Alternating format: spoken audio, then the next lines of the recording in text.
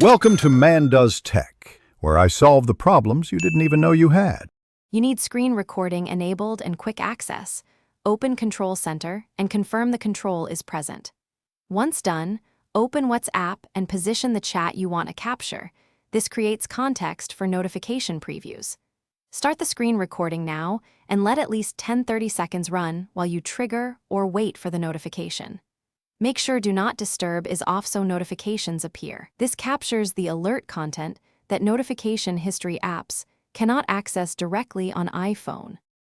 You'll grant the History app microphone and photos permissions so it can analyze a screen recording.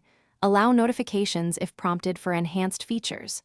Once granted, import the screen recording you just made so the app can parse visual and audio cues.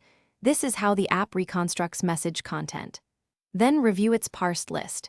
Scan timestamps, use the search bar, and tag important lines. Because iOS restricts background notification access, this method leverages your recording to recreate history reliably. Finish by exporting parsed messages to PDF or CSV and save them to Files or iCloud for later reference.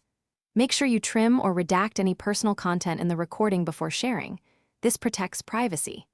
If the app fails to parse messages, re-record with higher screen brightness and clearer audio. Ensure notification banners are visible and do not overlap. Finally, double-check the app's permissions and restart it. That usually fixes parsing errors and missing notifications. Thanks for watching. If you found this helpful, don't forget to like and subscribe.